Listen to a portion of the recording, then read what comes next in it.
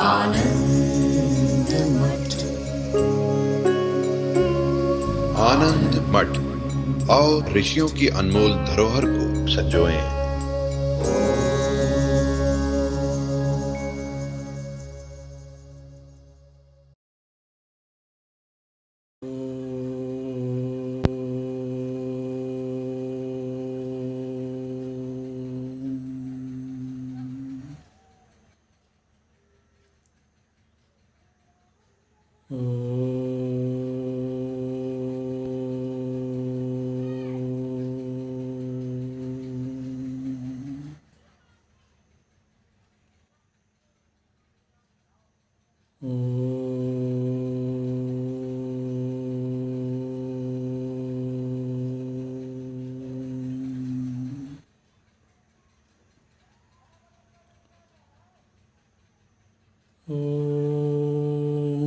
भद्रं कर्णेभिः शृणुयाम देवाः, भद्रं पश्येमाक्षभिर्यजत्राः, स्थिरैरङ्गैस्तुष्ट्वागुंसस्तनूभिः व्यशेम देवहितं यदायुः।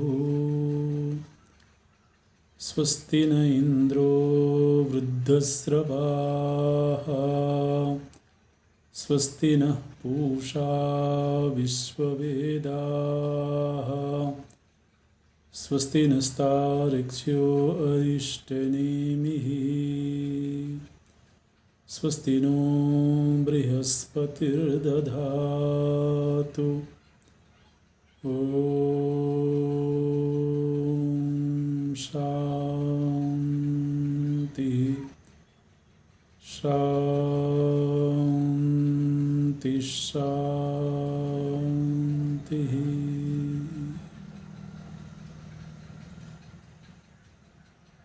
सच्चिदानन्दरूपाय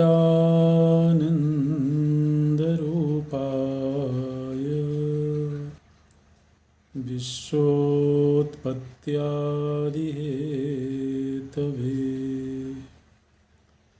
तापत्रयविनाशाय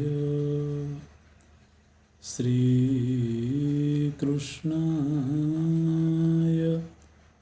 वयं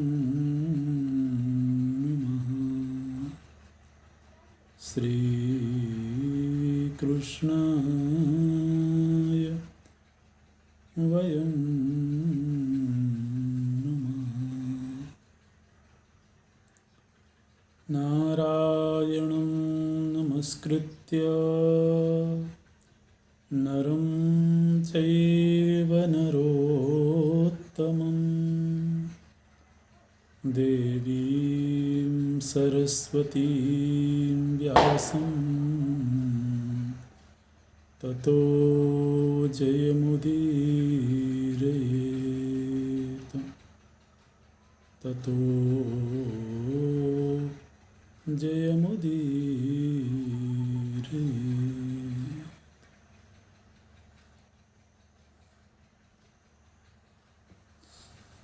महाराज युधिष्ठिर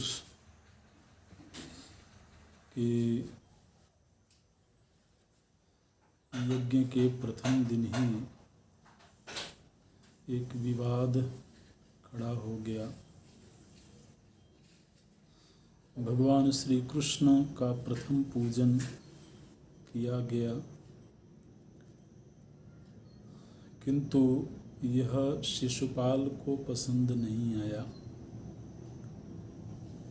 और शिशुपाल ने इसका प्रतिवाद किया। भीष्म पितामह के द्वारा भगवान श्री कृष्ण की महिमा का गायन हुआ। ये बड़ी अद्भुत बात है कि भगवान जिस समय पर सगुण रूप में अवतरित होते हैं तो उनके उस लीला विग्रह का दर्शन तो उस समय के लोग करते ही हैं।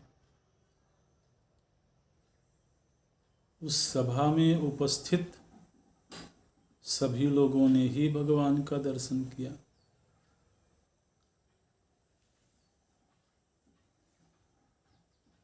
तो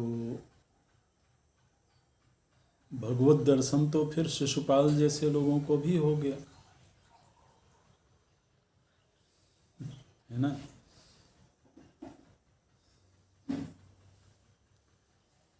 लेकिन ऐसा होने पर भी उनके भीतर की जो आसुरी वृत्ति है उसका निवारण नहीं हुआ।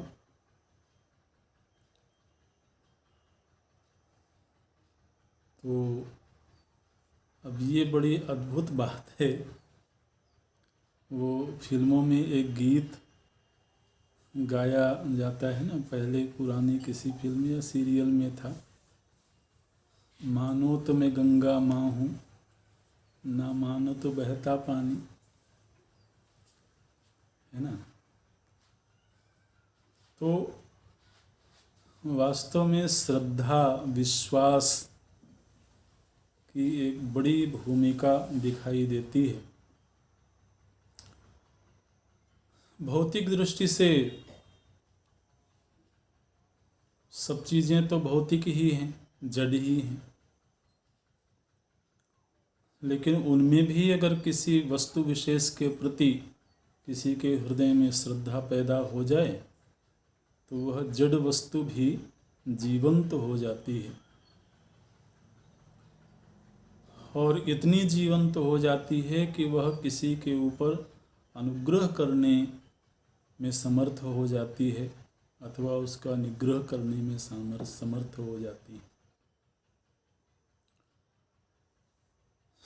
तो प्रभु जी के अवतार काल में भी अनेक ऐसे लोग हैं जो भगवान को भगवान के रूप में नहीं देखते हैं। ये भगवान है ऐसी उनके हृदय में श्रद्धा नहीं है। आखिर तो वेदांत में हम ये पढ़ते ही हैं कि यह सृष्टि भी परमात्मा का ही रूप है। इस सृष्टि का उपादान कारण भी परमात्मा ही है, लेकिन हमको सृष्टि नजर आ रही है, परमात्मा किधर नजर आ रहा है।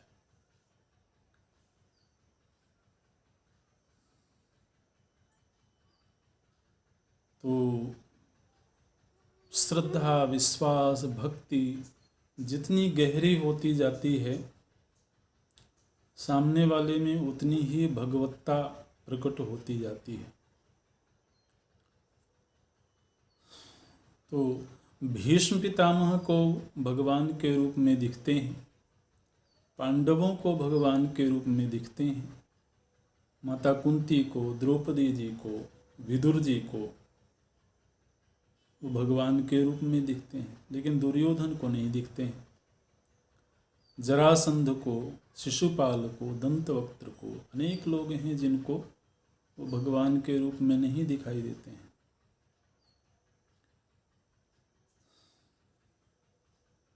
जिनके रही भावना जैसी, प्रभु मूर्ति तिन्ह देखी तैसी। तो भगवान तो अपनी जगह भगवान ही हैं, लेकिन उनके प्रति हमारे चित्त में वृत्ति कैसी है, भावना कैसी है, उस भावना के अनुरूप ही वो दिखाई देते हैं। और वो इसलिए क्योंकि भगवान का कोई विशेष रूप नहीं है, इसलिए वो हर रूप में दिख जाएंगे। जीव को जो शरीर मिला उसको एक शरीर मिल गया, एक रूप मिल गया, इसलिए वो हर किसी को वैसा ही दिखेगा जैसा वो है। लेकिन भगवान जब सगुण रूप में होते हैं तो वो भाव के अनुसार दिखाई देते हैं। किसी के चित्त में अगर शत्रुता की वृत्ति है तो वो शत्रु के रूप में दिखेंगे। किसी के हृदय में वात्सल्य की वृत्ति है तो वो बालक के रूप में दिखेंगे।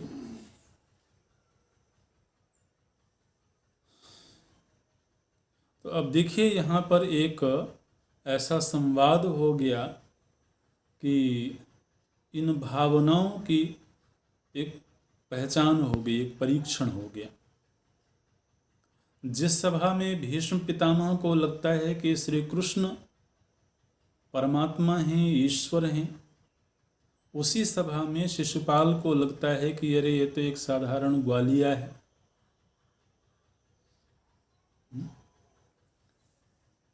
एक ग्वाले का लड़का है, इसमें ऐसी कौन सी विशेषता है।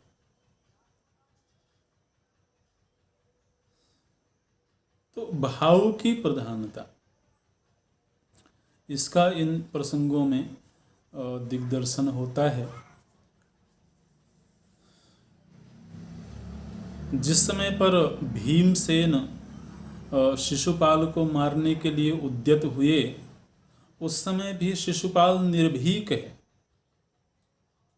माने इस समय पर शिशुपाल की वृत्ति ऐसी हो गई है कि उसे किसी से भी डर ही नहीं लग रहा है, किसी के प्रति उसके चित्त में सम्मान का भाव ही नहीं रह गया है। भीष्म पितामह उस काल में बहुत सम्मानित महापुरुष हैं, लेकिन भीष्म पितामह के प्रति वो अपशब्द का प्रयोग करता है। भगवान के प्रति वो अपशब्द का प्रयोग करता है। तो शिशुपाल के इस आचरण को देख करके भीष्म पितामह बोलते हैं, कोहिमाम भीमसेनाद्य क्षितावरहति पार्थिवः क्षेत्तुम काल परितात्मा यथैष कुलपांसनः।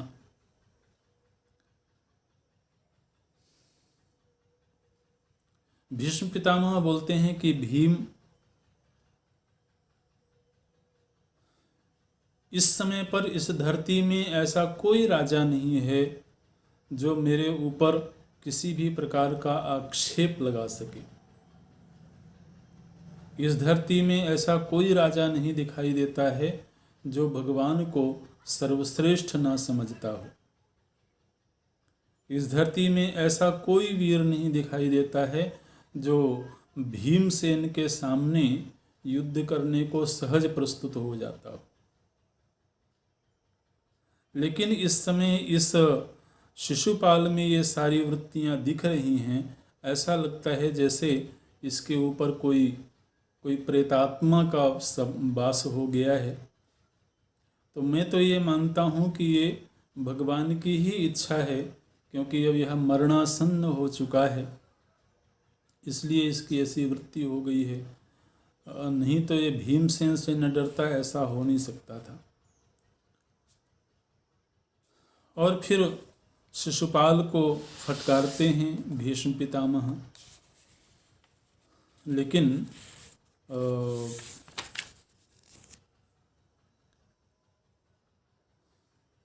शिशुपाल ने भीष्म पितामह को ही चुनौती दे दिया और श्री कृष्ण को भी चुनौती दे दिया। उसने यहाँ तक कह दिया कि ये जो कृष्ण है ये तो कंस का सेवक है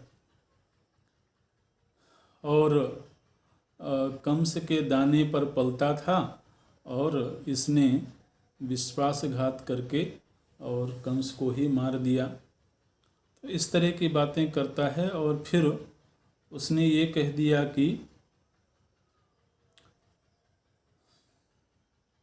जो लोग भी मेरे साथ खड़ा होना चाहें और इस कार्य का प्रतिवाद करना चाहें वो अलग आ जाएं। तो आप देखिए कि उस सभा में कई राजा लोग शिशुपाल के साथ जाकर के खड़े हो गए।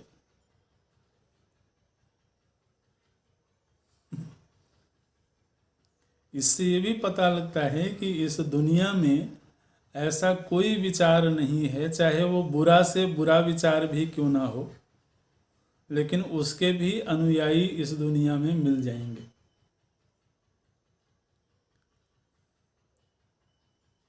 ऐसी स्थिति है। शिशुपाल का भी अनुगमन करने वाले कुछ राजा खड़े हो गए और उन्होंने ललकार दिया कि पांडव लोग हमसे युद्ध करें अथवा कृष्ण सीधे ही अपनी सेना लेकर के आ जाएं और हमसे युद्ध करें। लेकिन ये हमको बिल्कुल भी सहन नहीं होता है कि इतने बड़े बड़े राजाओं की सभा में कृष्ण का पूजन किया जाए। देखिए, दुनिया हमेशा एक जैसी ही रहती है। हर प्रकार के लोग, हर विचार के लोग हर समय रहते हैं। अच्छा जी, तो ये एक तरह का एक खलल पैदा हो गई। यज्ञ के प्रथम दिन ही थोड़ा व्यवधान पैदा हो गया और जब इस तरह से संवाद चलता रहा तो अंततः उसने सीधे भगवान श्री कृष्ण को ललकारा और सीधे भगवान कृष्ण को ही संबोधित करते हुए उसने बड़ी अपमानजनक बातें कही। तो फिर अब तक तो भगवान कृष्ण चुप थे, शांत थे, उस प्रसंग को देख रहे थे, लेकिन फिर उन्होंने बोलना आरंभ कर दिया और भगवान कृष्ण बोलते हैं कि सभी राजाओं की उपस्थिति में मैं ये बात कह रहा हूँ कि यद्यपि यह यदुकुल की कन्या के गर्भ से ही पैदा हुआ है, लेकिन इसने हमेशा यादवों के विरुद्ध ही आचरण करता रहा है। हमेशा यदुवंशियों को कैसे चोट पहुँचे, उनका कैसे अपमान हो, इसकी चेष्टा हमेशा ये शिशुपाल करता रहा है। और चूँकि मैंने अपने बुआ को ये वचन दे रखा था कि मैं इसके अपराधों को क्षमा करूँगा और मैं इसके अपराधों को क्षमा करता रहा, लेकिन अब इसके अपराधों की सीमा पूरी हो गई है, इसलिए अब इसका वध करना जरूरी हो गया है। ऐसा जब प्रभु श्री कृष्ण ने कहा तो वो बिल्कुल ललकार दिया कि तुम मेरा क्या वध करोगे, तुम में यदि सामर्थ्य है तुम युद्ध करके देख लो। उसी समय पर भरी सभा में प्रभु जी ने सुदर्शन चक्र का स्मरण किया है। बोलते हैं तथा ब्रुवत एवास्य भगवान मधुसूदनः मनसा चिन्तयश्चक्रम दैत्यवर्ग निषूदनम। दैत्यों का विनाश करने वाले सुदर्शन चक्र का प्रभु जी ने स्मरण किया और स्मरण करते ही चक्र वहाँ प्रकट हो गया। असल में भगवान के आयुध भगवान के अंग संग ही रहते हैं, लेकिन वो छिपे रहते हैं, वो दृष्टिगोचर नहीं होते हैं। इसलिए जिस समय पर आवश्यकता होती है तो स्मरण करते ही वो प्रकट हो जाते हैं। तो सुदर्शन चक्र प्रकट हुआ है और फिर प्रभु जी ने कहा कि दत्तम मया याचितं च तानि पूर्णानि पार्थिवाः अधुना वधिष्यामि पश्यताम वो महीक्षिताम। मैंने अपनी बुआ को वचन दिया था, जो उस वचन के आधार पर इसके अपराधों की सीमा पूरी हो चुकी है, इसलिए मैं इसका वध करूंगा आप सभी की उपस्थिति में। और फिर प्रभु जी ने उस चक्र का संधान किया और राजाओं के देखते देखते ही चक्र ने शिशुपाल के सिर को काट दिया। वो जो राजा लोग शिशुपाल के पीछे खड़े थे वो सब के सब भयभीत होकर के और यथास्थान बैठ गए और उन राजाओं के देखते हुए ही शिशुपाल के शरीर से एक तेज प्रकट हुआ और वह तेज भगवान के विग्रह में समा गया। इस घटना को भी वहाँ उपस्थित लोगों ने देखा और देख करके बड़े आश्चर्यचकित हुए, ये क्या अद्भुत घटना घटी है। क्योंकि उनमें अनेक लोग थे जो भगवान को भगवान के रूप में नहीं मानते थे। ये तो मानते थे कि ये बड़ा मायावी है, बहुत तरह की शक्तियों से संपन्न है, इस तरह से। लेकिन इस घटना को देख करके लोग आश्चर्यचकित रह गए। बवंदे तत्तदा तेजो विवेश च नराधिप। तो जो भक्त प्रकृति के राजा थे उन्होंने तो भगवान का वंदन किया, मन ही मन उनकी शरण ग्रहण करी, और इस तरह से शिशुपाल का वध हो गया। इस घटना का किसी भी राजा ने प्रतिवाद नहीं किया। महाराज युधिष्ठिर ने शिशुपाल के जो परिजन थे उनसे कहा कि आप शिशुपाल की विधिवत अंत्येष्टि क्रिया करिए, और उन लोगों ने किया। और फिर शिशुपाल का पुत्र वहीं उस सभा में ही आया हुआ था, तो सभी लोगों ने मिलकर के चेदी देश के राजा के रूप में शिशुपाल के पुत्र का अभिषेक कर दिया गया। फिर ये एक मुख्य विघ्न था, जो विघ्न दूर हो चुका था। और फिर विधिवत यज्ञ आरंभ हुआ और बड़े उत्साह के साथ में राजसूय यज्ञ संपन्न हुआ। बीच में किसी प्रकार का कोई व्यवधान उपस्थित नहीं हुआ। विधिवत और बहुत उत्साह के साथ में वह यज्ञ संपन्न हुआ है। यज्ञ जिस दिन पूरा हुआ है उस दिन पुनः एक बार महाराज युधिष्ठिर ने भगवान श्री कृष्ण, बलराम जी और भीष्म पितामह आदि श्रेष्ठ लोगों का पूजन किया है। और फिर विधान के साथ में जिस तरह से यज्ञ संपन्न होना चाहिए उस तरह से यज्ञ का समापन हुआ है। यज्ञ संपन्न होने के बाद में सभी राजा जो जहाँ से आए थे उन्होंने महाराज युधिष्ठिर से विदा लिया है। और इस यज्ञ के संपन्न हो जाने का अर्थ है कि अब महाराज युधिष्ठिर सम्राट के रूप में जाने जाएंगे।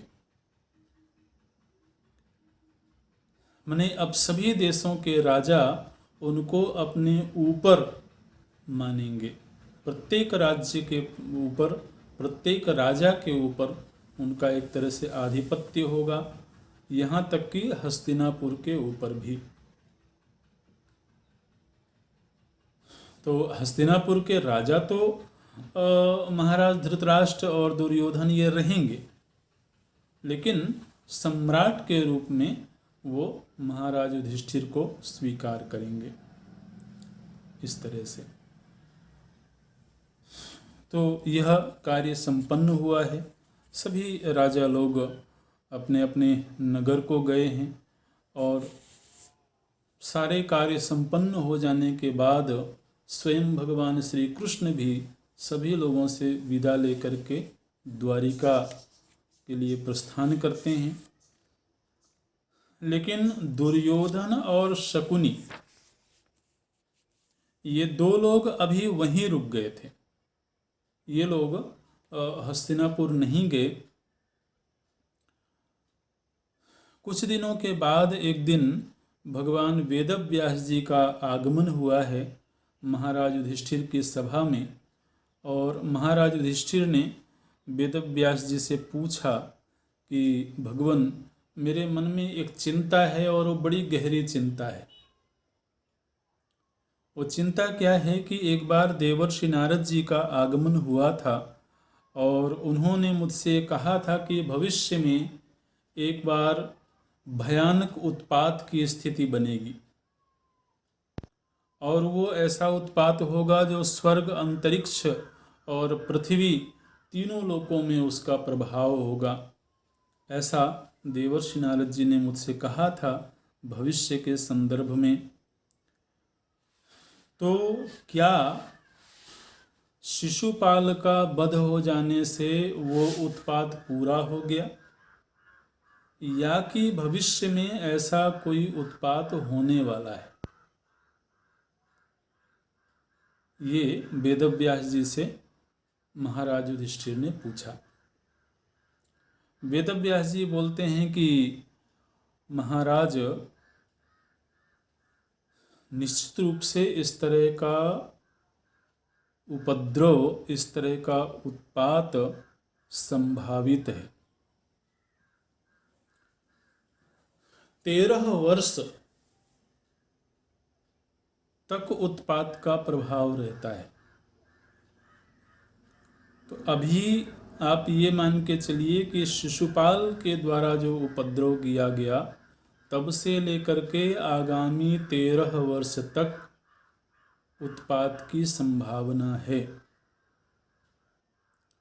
और इस उत्पात में आपके ही सगे संबंधियों की भूमिका होगी और आप स्वयं उसके केंद्र में होंगे। इसलिए आपको अतिरिक्त सावधान रहना होगा।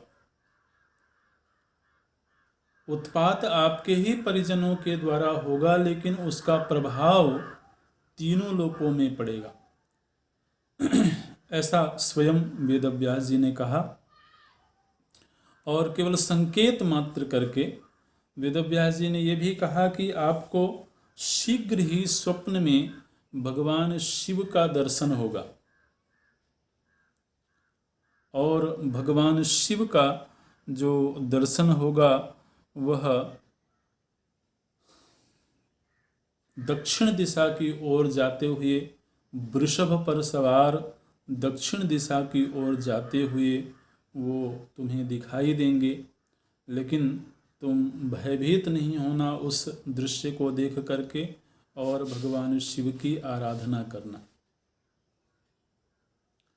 इस तरह से संकेत करके वेदव्यास जी तो चले गए वहाँ से कैलाश पर्वत की ओर।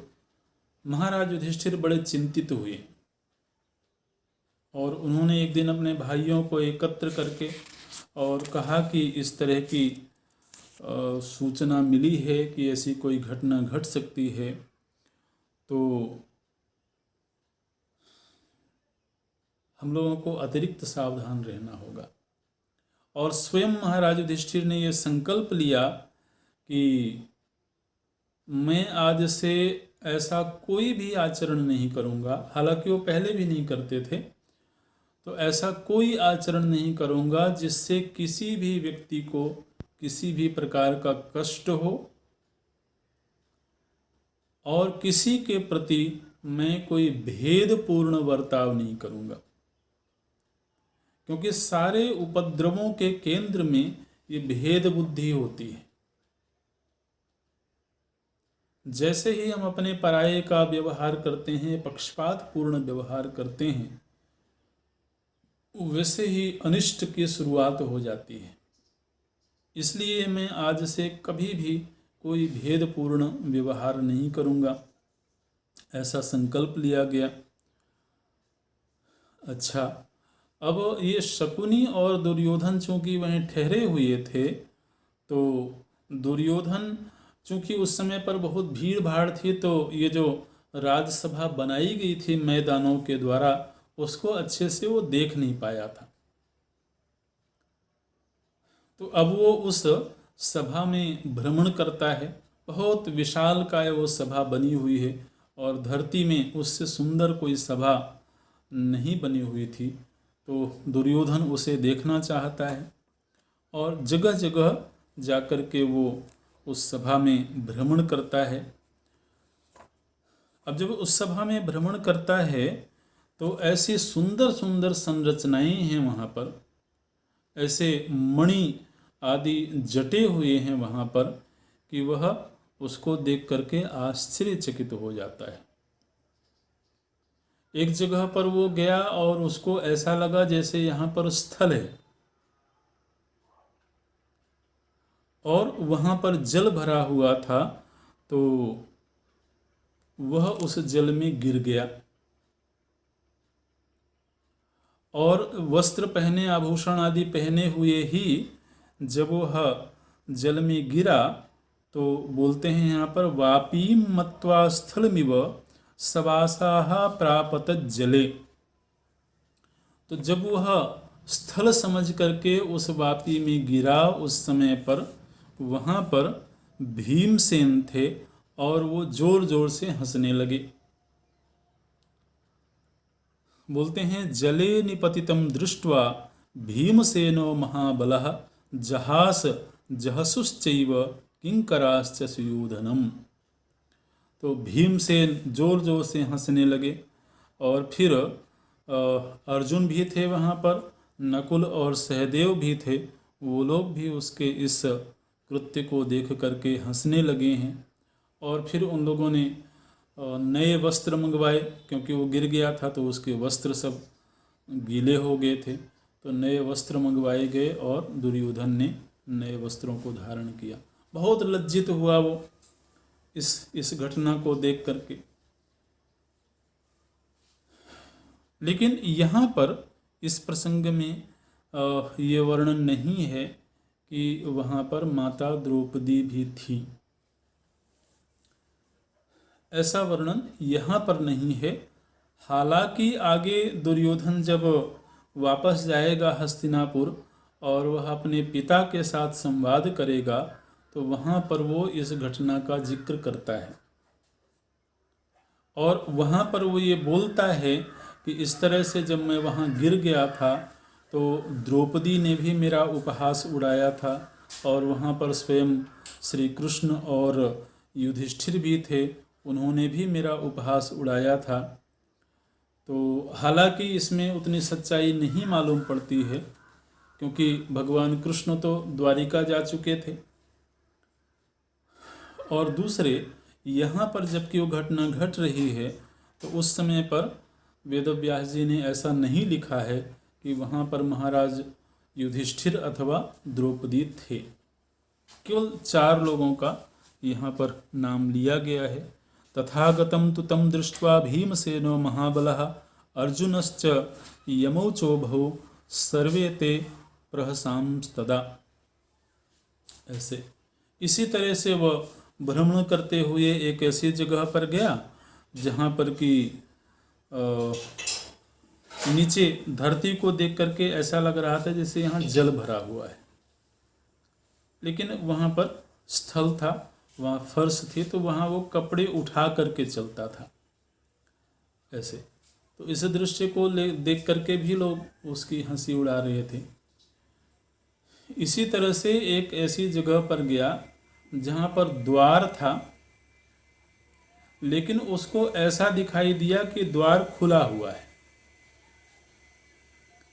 लेकिन अब देखिए ये क्या प्रसंग बता रहे हैं कि उस समय भी इतनी अद्भुत कलाएं थीं कि इस तरह के भवन निर्माण होते थे। तो उसको लगा कि द्वार खुला हुआ है, हालांकि द्वार बंद था।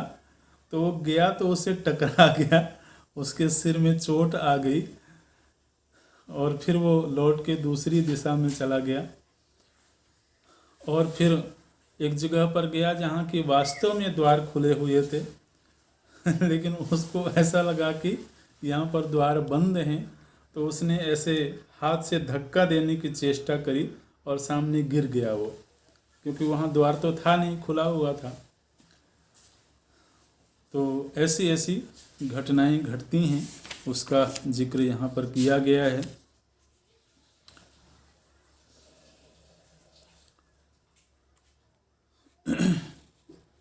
फिर शकुनी और दुर्योधन चूंकि अपमानित हो चुके थे ये लोग, इसलिए इन लोगों ने भी वहाँ से विदा लिया है और ये लोग हस्तिनापुर को गए हैं। हस्तिनापुर जाते हुए रास्ते में दुर्योधन ने अपनी पीड़ा व्यक्त करी शकुनी के सामने,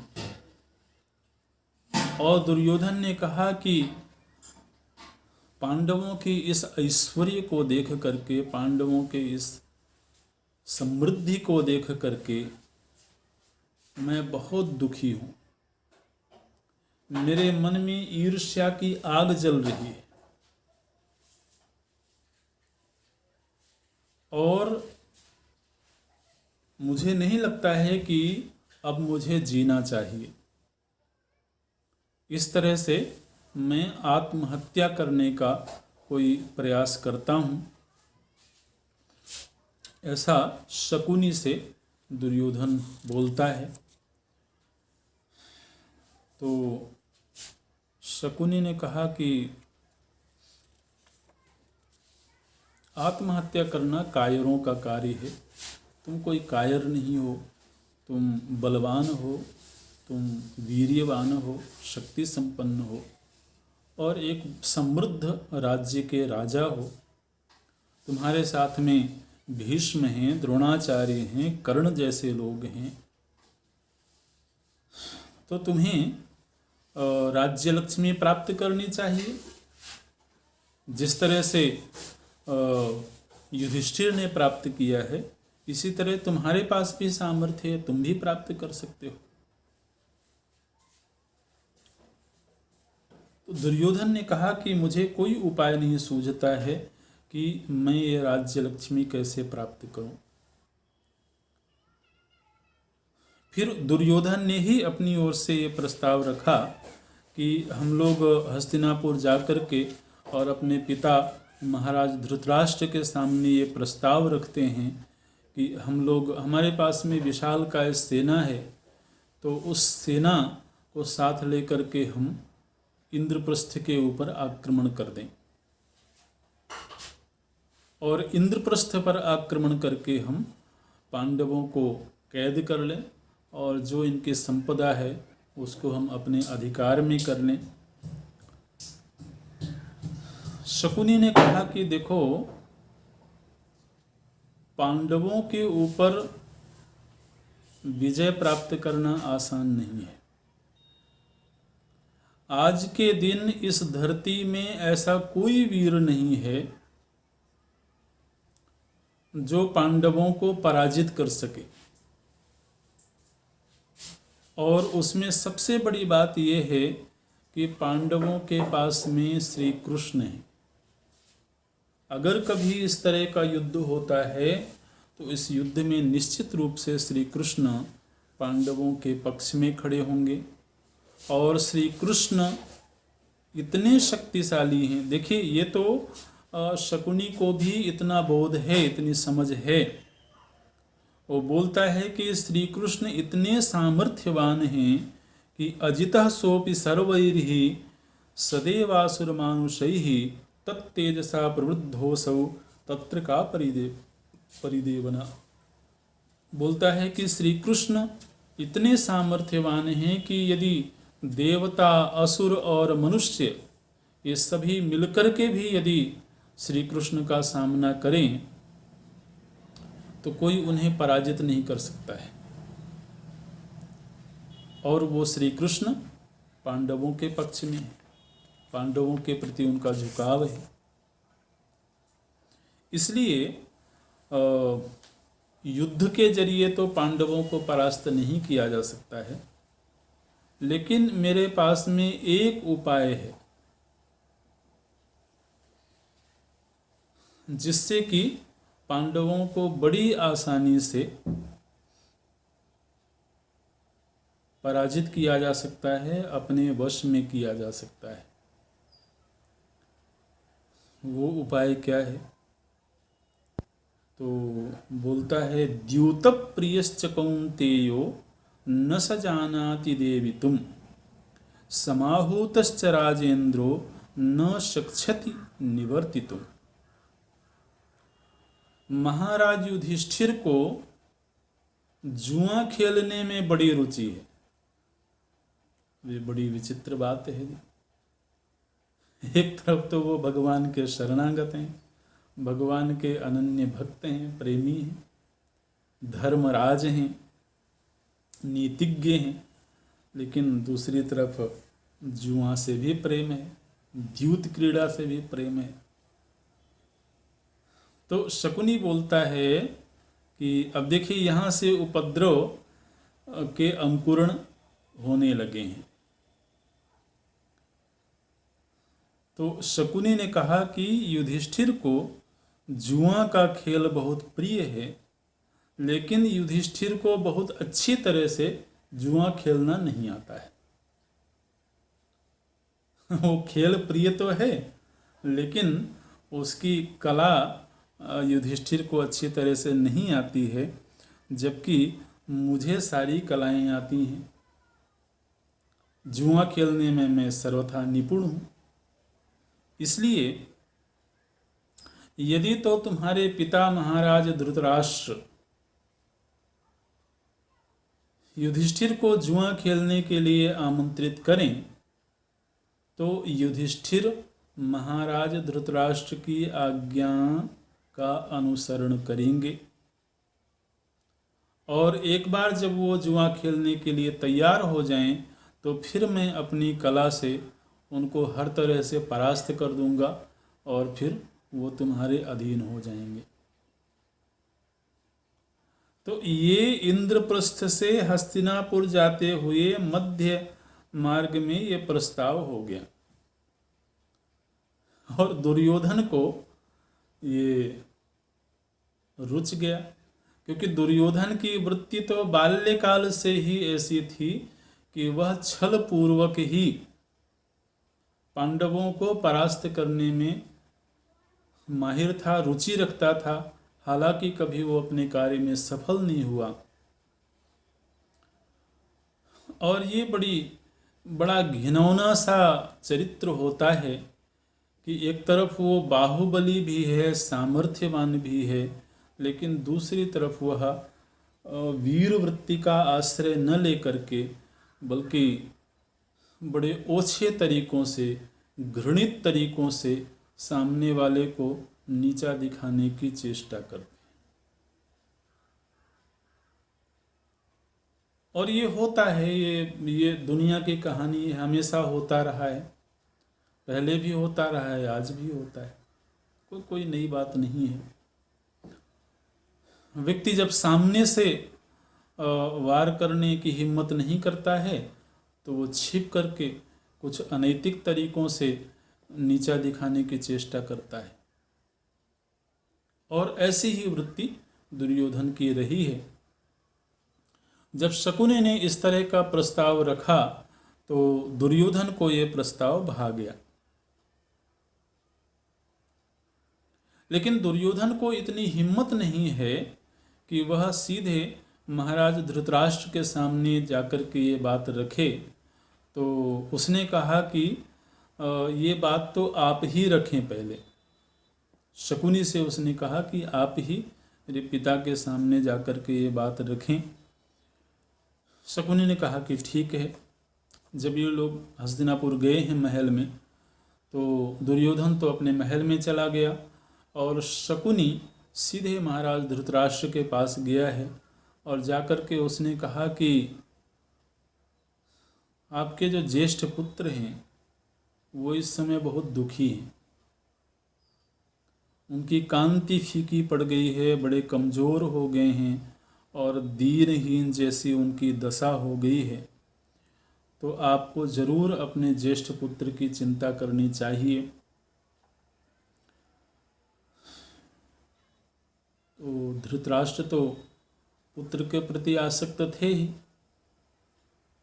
तो शीघ्रता से स्वयं ही वो दुर्योधन के महल में गए हैं और धृतराष्ट्र ने जाकर के पूछा कि मैंने ऐसा सुना है कि तुम्हारी दीनहीन जैसी दशा है, तुम काफ़ी दुखी हो, खिन्न हो, तो उसका क्या कारण है।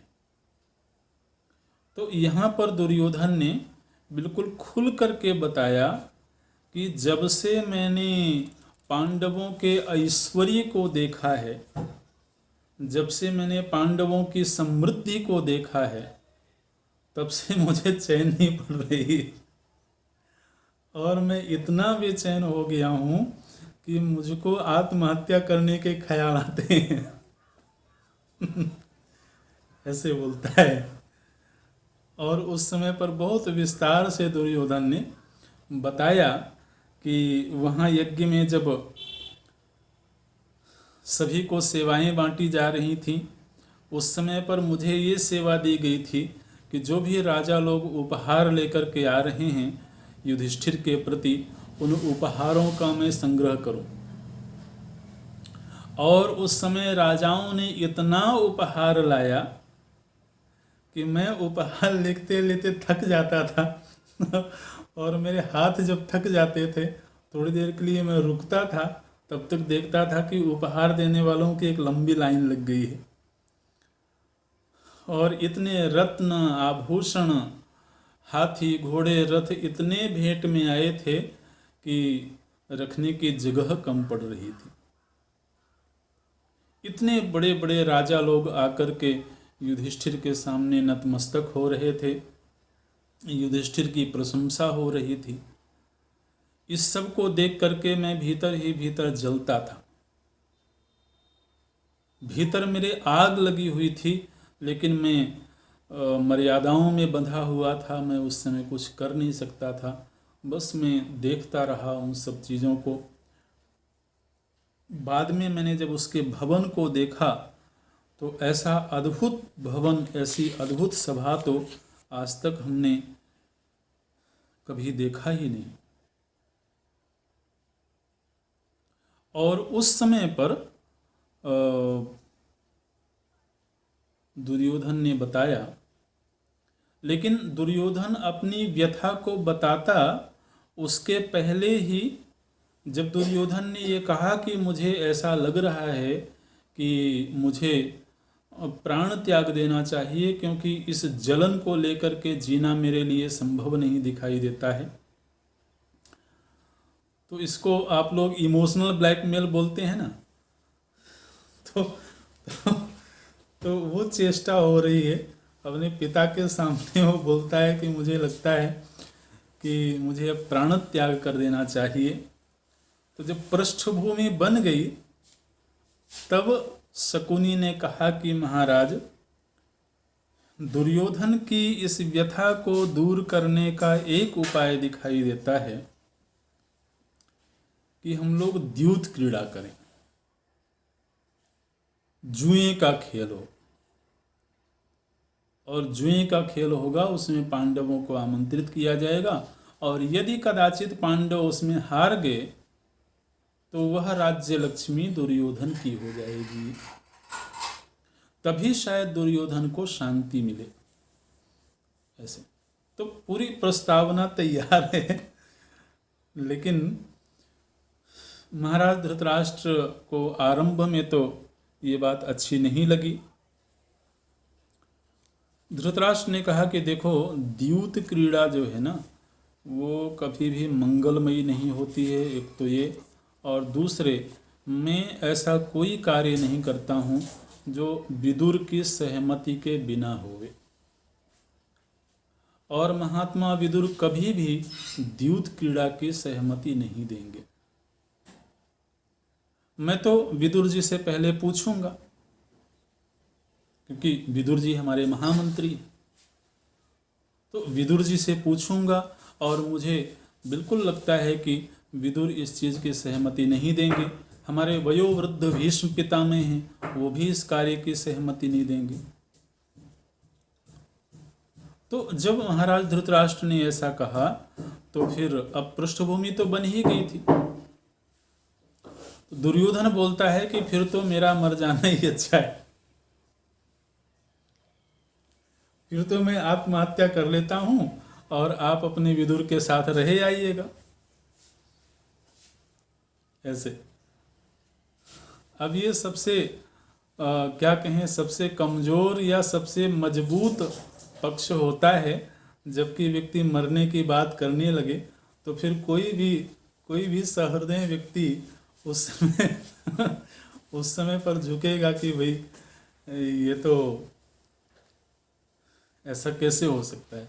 तो उस समय पर दुर्योधन ने ये बताया कि केवल उनके ऐश्वर्य को देख करके ही नहीं, बल्कि मेरा वहां अपमान भी हुआ है। देखिए, ऐश्वर्य को देख करके कोई व्यक्ति ईर्ष्या से भरा हुआ है तो वो तो प्रशंसा का पात्र नहीं हो सकता है,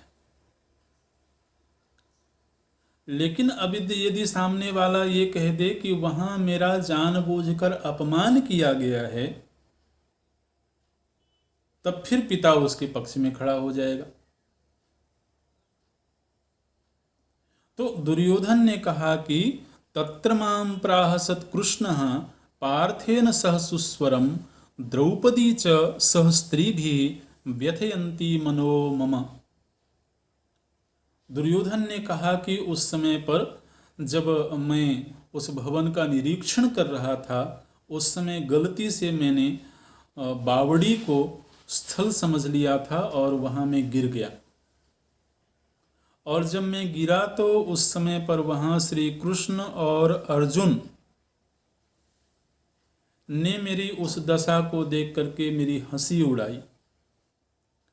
और इतना ही नहीं बल्कि वहां स्त्रियों के सहित द्रौपदी भी थी और द्रौपदी ने भी मेरा उपहास किया और उनके द्वारा की गए उपहास से मुझे बहुत गहरी चोट लगी है। मैं बहुत अपमानित महसूस कर रहा हूँ और इसलिए मुझे लगता है कि उनको पराजित किए बिना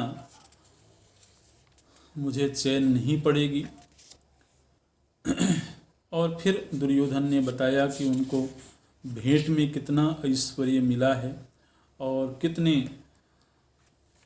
जोर शोर से, कितने सम्मान के साथ में महाराज युधिष्ठिर का अभिषेक हुआ है। इस सब को देख करके मेरा मन बहुत दुखी है, बहुत पीड़ित है। अब इतना कुछ जब हो गया तो महाराज धृतराष्ट्र का मन तैयार हो गया। धृतराष्ट्र ने स्वीकार कर लिया कि द्यूत क्रीड़ा होनी चाहिए। और देखिए, जब कोई व्यक्ति गलत काम करना चाहता है और उसके लिए वो प्रारब्ध का सहारा लेता है,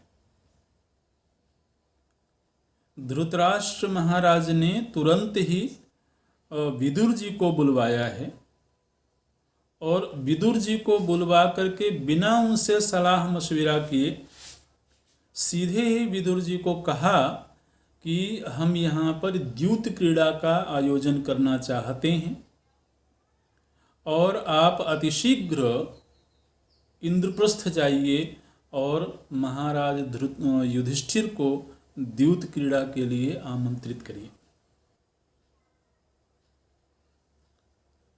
विदुर जी को यह प्रसंग सुन करके बहुत कष्ट हुआ और विदुर जी ने देखा कि वहाँ शकुनी उपस्थित है, दुर्योधन है और धृतराष्ट्र हैं, तो विदुर जी जान गए कि ये सब इन्हीं की चाल है, एक तरह का छल है।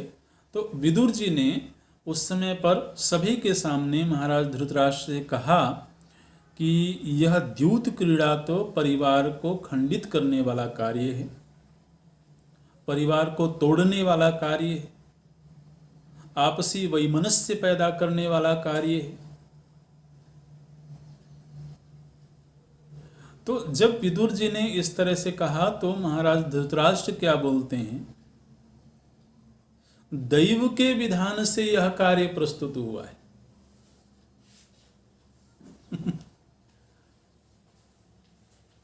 दैव ही चाहता है शायद कि द्यूत क्रीड़ा होनी चाहिए। अब ये पुत्र मोह के वशीभूत होकर के व्यक्ति जब गलत आचरण के लिए प्रस्तुत होता है तो फिर वह अपने उस आचरण को जस्टिफाई करने के लिए वो कई बार इस तरह की बातें करता है। तो महाराज धृतराष्ट्र बोलते हैं कि ये दैव का ही विधान है, इसलिए तुम चिंता मत करो, अब जो भी होना होगा वो तो होकर के ही रहेगा, न तुम रोक सकते हो न हम रोक सकते हैं, इसलिए मैं जैसा कह रहा हूँ वैसा तुम करो। तो अब ये द्यूत क्रीड़ा की पृष्ठभूमि तैयार हुई है, अभी यही पूरा करते हैं। ओम पूर्णमदः पूर्णमिदं पूर्णात् पूर्णमुदच्यते पूर्णस्य पूर्णमादाय पूर्णमेवावशिष्यते। ओम शांति शांति शांति। हरि ओम। श्री